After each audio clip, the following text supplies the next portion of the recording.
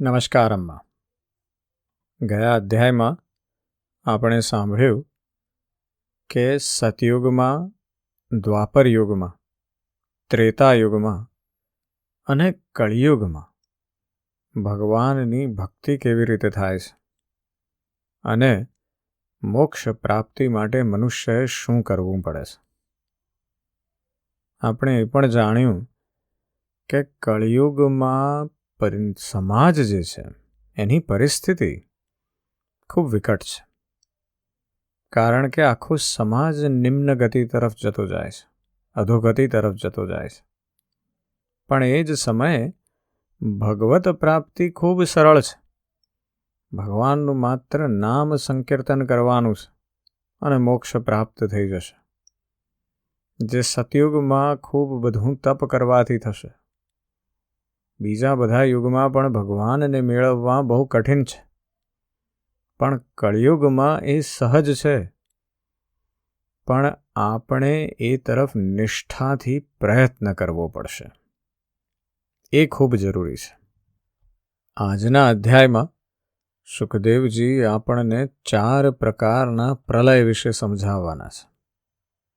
શ્રી સુખદેવજી કહે છે, પરીક્ષિત, ત્રીજા સ્કંધમાં પરમાણુથી માંડીને દ્વિપરાર્ધ પર્યંત કાળનું સ્વરૂપ અને દરેક યુગ કેટલા કેટલા વર્ષોનો થાય છે એ હું તમને કહી ચૂક્યો છું. હવે તમે કલ્પની સ્થિતિ અને તેના પ્રલયનું વર્ણન પણ સાંભળો. રાજન, 1000 ચતુર્યુગીનો બ્રહ્માનો એક દિવસ થાય છે. બ્રહ્માના આ એક દિવસને કલ્પ પણ કહે છે. એક કલ્પમાં 14 મનુ થાય છે. કલ્પના અંતમાં એટલા જ સમય સુધી પ્રલય પણ રહે છે. પ્રલયને બ્રહ્માની રાત પણ કહે છે. તે સમયે આ 3 લોક લીન થઈ જાય છે, તેમનો પ્રલય થઈ જાય છે. એનું નામ નૈમિત્તિક પ્રલય છે. આ પ્રલયના સમયે સંપૂર્ણ વિશ્વને પોતાની અંદર સમેટીને, લીન કરીને બ્રહ્મા અને ત્યાર પછી શેષશાયી ભગવાન નારાયણ પણ શયન કરી જાય છે.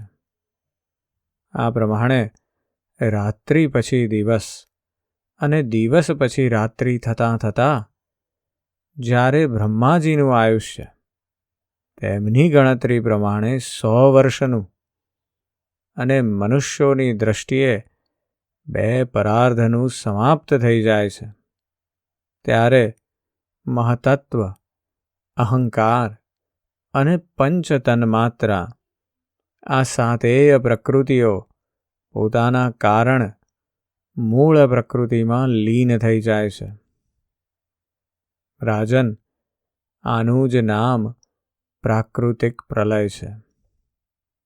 આ પ્રલયમાં પ્રલયનું કારણ ઉપસ્થિત થતાં પંચભૂતોના મિશ્રણથી બનેલું બ્રહ્માંડ પોતાનું સ્થૂળ રૂપ છોડીને કારણ રૂપમાં સ્થિત થઈ જાય છે, અર્થાત પ્રકૃતિમાં મળી જાય છે. ત્યારે પ્રકૃતિ પણ પરમાત્મામાં લીન થઈ જાય છે. અહીં ફરીવાર સુખદેવજીએ એવા પ્રકારના વિજ્ઞાનની વાત કરી છે જેને આજની ઘડીએ પણ આપણે સમજવાનો પ્રયત્ન કરી રહ્યા છીએ. આપણને એવી ખબર છે કે 13.9 બિલિયન વર્ષ પહેલાં આ બ્રહ્માંડનું સર્જન થયું છે બિગ બેંગમાંથી. એવું અત્યારનું આપણો હાઇપોથિસિસ છે. એવું પણ આપણને ખબર છે કે અત્યારે બ્રહ્માંડ હજી વધારે ને વધારે ઝડપે વિકસી રહ્યું છે. પણ એની સાથે વૈજ્ઞાનિકો એ પણ સંબંધ દર્શાવે છે કે એ બ્રહ્માંડ પાછું એ જ રીતે વિલીન થઈ જશે, બધું પાછું ભેગું થશે. એક સમય એવો આવશે કે અત્યારે જે ગ્રેવિટીના ફોર્સની સામે બ્રહ્માંડ વિકસી રહ્યું છે, ગ્રેવિટીનો ફોર્સ ધીમે ધીમે ધીમે બ્રહ્માંડને સ્લો કરશે અને પછી એ ધીમું પડતું જશે અને છેલ્લે એ બ્રહ્માંડ પાછું એ બિંદુમાં, જે બિગ બેંગની જ્યાંથી શરૂઆત થઈ હતી, ત્યાં પાછું મળી જશે. આ જ ઘટનાને અહીંયા સુખદેવજી પ્રાકૃતિક પ્રલય તરીકે દર્શાવે છે. બહુ જ સુંદર વાત કરી છે કે આ સમજણ હોવી કે બ્રહ્માંડ આ રીતે વિકસશે અને આ જ રીતે પાછું વિલીન થઈ જશે, અને એ પણ આજના જે આપણી પાસે વૈજ્ઞાનિક સાધનો છે એ ન હોવા છતાં પણ એ દેખાડે છે કે એ વખતનું વિજ્ઞાન કેટલું આગળ પડતું હતું. સુખદેવજી કહે છે, પરીક્ષિત, પ્રલયનો સમય આવે છે ત્યારે મેઘ પૃથ્વી પર વૃષ્ટિ કરતા નથી, કોઈને અન્ન મળતું નથી, ત્યારે પ્રજા ભૂખ તરસથી વ્યાકુળ થઈને એકબીજાને ખાવા લાગે છે. આ પ્રમાણે કાળના ઉપદ્રવથી પીડિત થઈને ધીરે ધીરે સંપૂર્ણ પ્રજા ક્ષીણ થઈ જાય છે. પ્રલય કાળનો સંવર્તક સૂર્ય તેના પ્રચંડ કિરણોથી સમુદ્ર, પ્રાણીઓના શરીર અને પૃથ્વીનો તમામ રસ ખેંચી ખેંચીને ચૂસી લે છે અને તેને હંમેશની જેમ પાછો વરસાવતો નથી. તે સમયે સંકર્ષણ ભગવાનના મુખમાંથી પ્રલય કાળનો સંવર્તક અગ્નિ પ્રગટ થાય છે. વાયુના વેગથી તે વધારે પ્રબળ બની જાય છે અને તલ, અતલ વગેરે નીચેના 7 લોકોને ભસ્મ કરી નાખે છે. ત્યાંના પ્રાણીઓ તો પહેલેથી જ મરી ગયા હોય છે.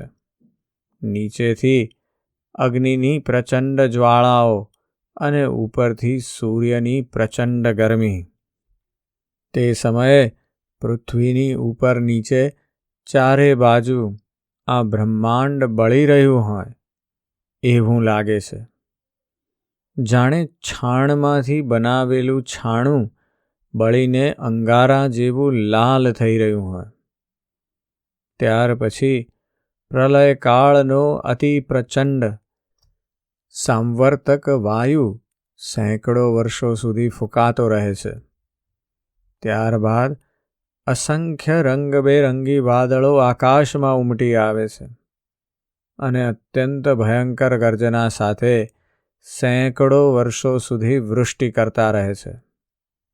તે સમયે બ્રહ્માંડની અંદર પૂરું જગત એક સમુદ્ર બની જાય છે, અર્થાત આખું બ્રહ્માંડ જળમગ્ન થઈ જાય છે. આ પ્રમાણે જ્યારે જળ પ્રલય થઈ જાય છે ત્યારે જળ પૃથ્વીના વિશેષ ગુણ ગંધને શોષી લે છે, અર્થાત પોતાનામાં લીન કરી લે છે. ગંધગુણ જળમાં લીન થઈ જતાં પૃથ્વીનો પ્રલય થઈ જાય છે. તે જળમાં ભળી મળીને જળરૂપ બની જાય છે. રાજન, ત્યાર પછીના જળના ગુણ રસને તેજ તત્વ શોષી લે છે અને જળ નીરસ થઈને તેજમાં સમાઈ જાય છે. ત્યાર પછી વાયુ તેજના ગુણ રૂપને શોષી લે છે અને તેજ રૂપ રહિત થઈને વાયુમાં લીન થઈ જાય છે. હવે આકાશ વાયુના ગુણ સ્પર્શને પોતાનામાં સમાવી લે છે અને વાયુ સ્પર્શહીન બનીને આકાશમાં શાંત થઈ જાય છે. ત્યાર પછી તામસ અહંકાર આકાશના ગુણ શબ્દને શોષી લે છે અને આકાશ શબ્દહીન થઈને તામસ અહંકારમાં લીન થઈ જાય છે. આ પ્રમાણે તૈજસ અહંકાર ઇન્દ્રિયો અને વૈકારિક એટલે કે સાત્વિક અહંકાર ઇન્દ્રિયોના અધિષ્ઠાતા દેવતાઓ તેમજ ઇન્દ્રિયોની વૃત્તિઓને પોતાનામાં લીન કરી દે છે. ત્યાર પછી મહતત્વ અહંકારને અને સત્વાદી ગુણો મહતત્વને ગળી જાય છે. પરીક્ષિત, આ બધો કાળનો મહિમા છે. તેની જ પ્રેરણાથી અવ્યક્ત પ્રકૃતિ ગુણોને ગળી જાય છે અને ત્યારે માત્ર પ્રકૃતિ જ શેષ રહી જાય છે. તે જ ચરાચર જગતનું મૂળ કારણ છે. તે અવ્યક્ત, અનાદિ, અનંત, નિત્ય અને અવિનાશી છે. જ્યારે તે પોતાના કાર્યોને લીન કરીને પ્રલયના સમયે સામ્યાવસ્થાને પ્રાપ્ત થઈ જાય છે, ત્યારે કાળના અવયવ વર્ષો, મહિના, દિવસ અને રાત્રિ, ક્ષણ વગેરેને લીધે તેમાં થતાં પરિણામ, ક્ષય, વૃદ્ધિ વગેરે કોઈ પ્રકારના વિકાર થતા નથી. તે સમયે પ્રકૃતિમાં સ્થૂળ અથવા સૂક્ષ્મ રૂપે વાણી, મન, સત્વગુણ, રજોગુણ, તમોગુણ, મહતત્વ વગેરે વિકારો, પ્રાણ, બુદ્ધિ, ઇન્દ્રિયો અને તેમના દેવતાઓ વગેરે કશું રહેતું નથી. સૃષ્ટિ સમય રહેનારા લોકોની કલ્પના અને તેમની સ્થિતિ પણ રહેતી નથી. તે સમયે સ્વપ્ન, જાગ્રત અને સુષુપ્તિ આ 3 અવસ્થાઓ પણ નથી રહેતી. આકાશ, જળ, પૃથ્વી, વાયુ, અગ્નિ અને સૂર્ય પણ રહેતા નથી. બધું જ સુષુપ્તિ જેવું શૂન્યવત બની જાય છે. તે અવસ્થાનું તર્ક દ્વારા અનુમાન કરવું પણ સંભવ નથી. તે અવ્યક્તને જ જગતનું મૂળ તત્વ કહે છે. આ જ અવસ્થાનું નામ પ્રાકૃત પ્રલય છે. તે સમયે પુરુષ અને પ્રકૃતિ બંને શક્તિઓ કાળના પ્રભાવથી ક્ષીણ થઈ જાય છે અને વિવશ થઈને પોતાના મૂળ સ્વરૂપમાં લીન થઈ જાય છે. પરીક્ષિત, હવે આત્યંતિક પ્રલય અર્થાત મોક્ષનું સ્વરૂપ કહું છું. બુદ્ધિ, ઇન્દ્રિયો અને તેમના વિષયોના રૂપમાં તેમનું અધિષ્ઠાન જ્ઞાન સ્વરૂપ વસ્તુ જ ભાસિત થઈ રહી છે. તે બધા તો આદિ અંતવાળા છે. તેથી તે બધા સત્ય નથી. તે દ્રશ્ય છે અને પોતાના અધિષ્ઠાનથી ભિન્ન તેમની સત્તા પણ નથી. તેથી તે સર્વથા મિથ્યા છે, માયા જ છે. જેમ દીવો, નેત્ર અને રૂપ આ 3 તેજથી ભિન્ન નથી, તે જ પ્રમાણે બુદ્ધિ, ઇન્દ્રિયો અને તેમના વિષય તન્માત્રાઓ પણ પોતાના અધિષ્ઠાન સ્વરૂપ બ્રહ્મથી ભિન્ન નથી. જો કે તે બ્રહ્મ આમનાથી સર્વથા ભિન્ન છે. જેમ કે દોરડારૂપી અધિષ્ઠાનમાં આરોપિત સાપ પોતાના અધિષ્ઠાનથી એટલે કે દોરડાથી જુદો નથી, પરંતુ આરોપિત સાપની સામે અધિષ્ઠાનને કોઈ સંબંધ નથી. પરીક્ષિત, જાગ્રત, સ્વપ્ન અને સુષુપ્તિ આ 3 અવસ્થાઓ બુદ્ધિની જ છે. આથી એમના કારણે અંતરાત્મામાં જે વિશ્વ, તૈજસ અને પ્રાજ્ઞરૂપ નાનાત્વની પ્રતીતિ થાય છે, તે કેવળ માયા જ છે. બુદ્ધિમાં રહેલા નાનાત્વનો એકમાત્ર સત્ય એવા આત્મા સાથે કોઈ સંબંધ નથી. જેમ મેઘ કોઈ વાર આકાશમાં હોય છે અને કોઈ વાર નથી હોતા, તેમ અનેક અવયવોવાળું અને આદિ અંતવાળું આ જગત સૃષ્ટિ વેળા બ્રહ્મમાં જન્મે છે અને પ્રલય વેળા બ્રહ્મમાં લય પામે છે. અર્થાત જે વસ્તુ અવયવવાળી હોય તે આદિ અંતવાળી હોય છે. તેથી આદિ અંતવાળું હોવાથી જગત કોઈ વસ્તુ જ નથી. પરીક્ષિત, જગતના વ્યવહારમાં જેટલા પણ અવયવી પદાર્થો હોય છે તે ન હોવા છતાં પણ તેમના જુદા જુદા અવયવો સત્ય માનવામાં આવે છે, કેમ કે તે તેમના કારણ છે. જેમ વસ્ત્રરૂપી અવયવીના ન હોવા છતાં પણ તેના કારણરૂપ સૂતરનું અસ્તિત્વ હોય છે, તે જ પ્રમાણે કાર્યરૂપ જગતના અભાવમાં પણ આ જગતના કારણરૂપ અવયવની સ્થિતિ હોઈ શકે છે. પરંતુ બ્રહ્મમાં આ કાર્યકારણ ભાવ પણ વાસ્તવિક નથી, કેમ કે જુઓ, કારણ સામાન્ય વસ્તુ છે અને કાર્ય વિશેષ વસ્તુ છે એવો જ ભેદ દેખાય છે. તે માત્ર ભ્રમ છે અને તેનો હેતુ એ છે કે સામાન્ય અને વિશેષ ભાવ આપેક્ષિક છે, એકબીજાને આશ્રિત છે. વિશેષ વિના સામાન્યનું અને સામાન્ય વિના વિશેષનું કોઈ અસ્તિત્વ રહેતું નથી. કાર્ય અને કારણ ભાવનો આદિ અને અંત બંને દેખાય છે. તેથી પણ તે સ્વપ્નના ભેદભાવ જેવી સર્વથા મિથ્યા વસ્તુ છે. એમાં કોઈ સંદેહ નથી કે આ પ્રપંચરૂપ વિકાર સ્વપ્નના વિકાર જેવો જ પ્રતીત થઈ રહ્યો છે. તો પણ આ પોતાના અધિષ્ઠાન બ્રહ્મરૂપ આત્માથી ભિન્ન નથી. કોઈ ઈચ્છે તો પણ આત્માથી ભિન્ન રૂપમાં અણુ માત્ર પણ તેનું નિરૂપણ કરી શકાતું નથી. જો આત્માથી ભિન્ન આની સત્તા માનવામાં આવે તો પણ આ ચિદ્રૂપ આત્મા જેવું સ્વયં પ્રકાશ હોત અને એવી સ્થિતિમાં તે આત્માની જેમ જ એક રૂપ સિદ્ધ થાત. પરંતુ એટલું જ સર્વથા નક્કી જ છે કે પરમાર્થ સત્ય વસ્તુમાં નાનાત્વ નથી. જો કોઈ અજ્ઞાની પરમાર્થ સત્ય વસ્તુમાં નાનાત્વ એટલે કે વૈવિધ્યનો સ્વીકાર કરે છે તો તેનું તે માનવું મહાકાશ અને ઘટાકાશ જેવું છે.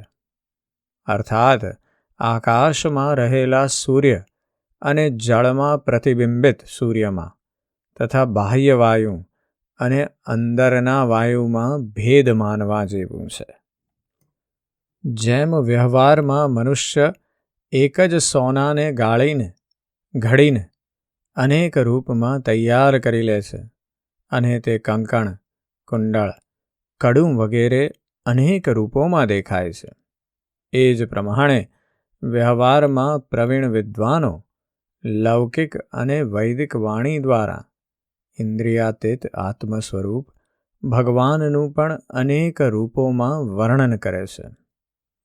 જુઓ તો ખરા, વાદળા સૂર્ય દ્વારા ઉત્પન્ન થાય છે અને સૂર્યથી જ પ્રકાશિત થાય છે, છતાં પણ તે સૂર્યના અંશ નેત્રો માટે સૂર્યનું દર્શન કરવામાં બાધક બની જાય છે. આ પ્રમાણે અહંકાર પણ બ્રહ્મથી જ ઉત્પન્ન થાય છે, બ્રહ્મથી જ પ્રકાશિત થાય છે અને બ્રહ્મના અંશ જીવ માટે બ્રહ્મ સ્વરૂપના સાક્ષાત્કારમાં બાધક બની જાય છે. જ્યારે સૂર્યથી ઉત્પન્ન થનારા વાદળા વિખેરાઈ જાય છે ત્યારે નેત્રો સૂર્યના દર્શન કરવા સમર્થ બને છે.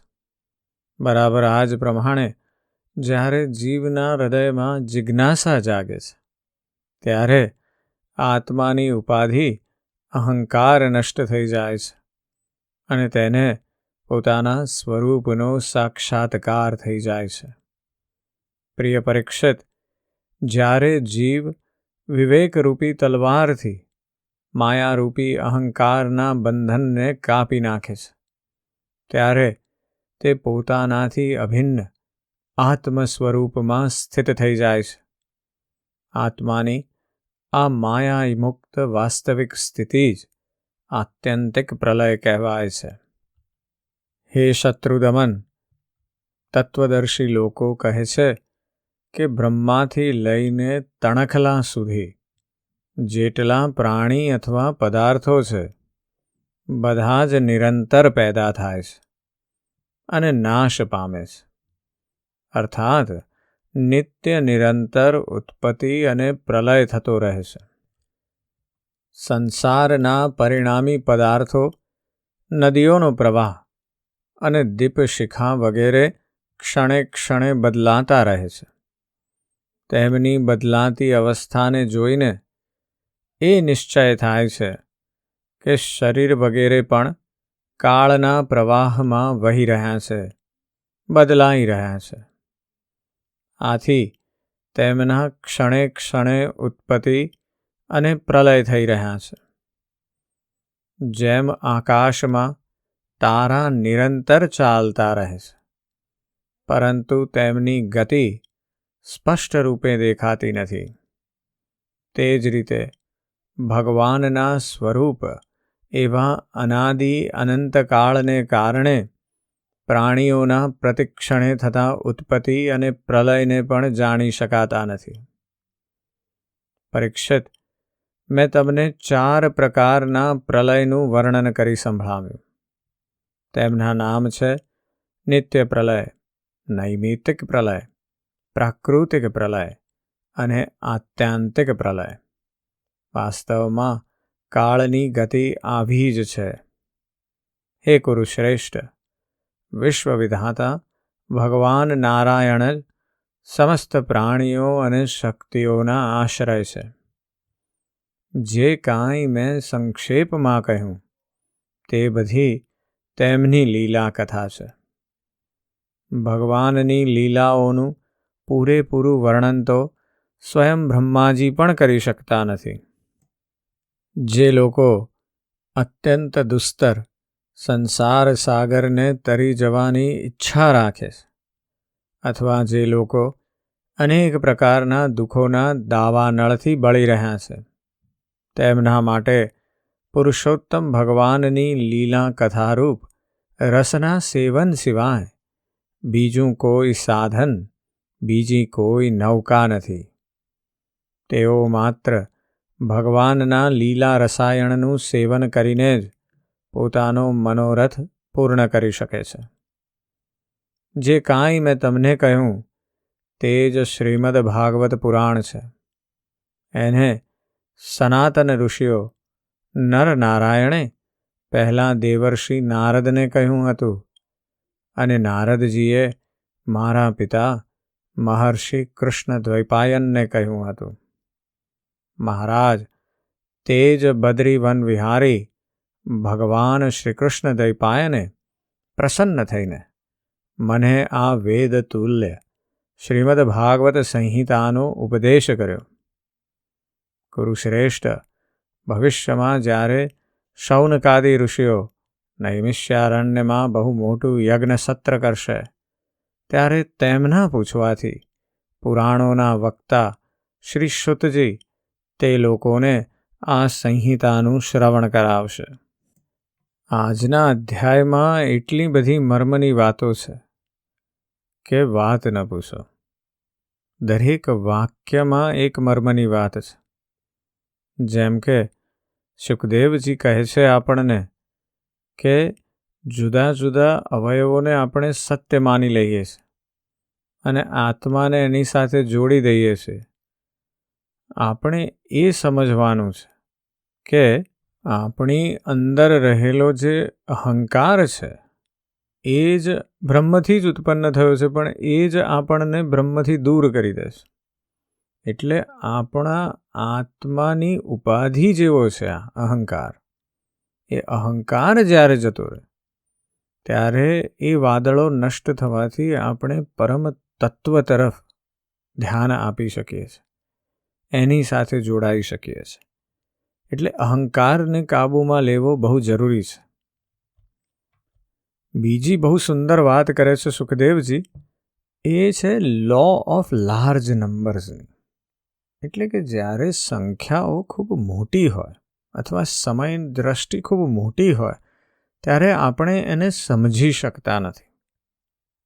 એ કહે છે કે કાળના પ્રવાહમાં બધું વહી રહ્યું છે, પરંતુ આપણને તેની ગતિ સ્પષ્ટ રૂપે દેખાતી નથી, કારણ કે આદિ અનાદિ એવો અનંત જે કાળ છે એ એટલો બધો વિશાળ છે કે આપણે એને સમજી શકતા નથી, કારણ કે આપણો જીવન સમય ખૂબ નાનો છે. એટલે જે વ્યક્તિનું જીવન જ 60, 70, 80 કે 100 વર્ષનું છે, એને તમે એવું સમજાવવાનો પ્રયત્ન કરો કે 1 કરોડ વર્ષ એટલે શું અને 10 કરોડ વર્ષ એટલે શું અને 1000 કરોડ વર્ષ એટલે શું, તો એના મનમાં એ વાત ઉતરી જ ન શકે. અને એ વાત આજે સુખદેવજીએ કરી છે આપણને, કે આપણે જે સમજી નથી શકતા એનું કારણ આપણી પોતાની કુંઠિત શક્તિઓ છે. પણ જો આપણે આત્માની ગતિ સમજી લઈએ તો આ પ્રલયની ગતિ પણ સમજાઈ જશે. અને એ સમજવા માટે આપણે આપણો અહંકાર છોડવો પડશે. આના વિશે જરૂરથી ચિંતન અને મનન કરજો. આજે બસ આટલું જ. જય શ્રી કૃષ્ણ.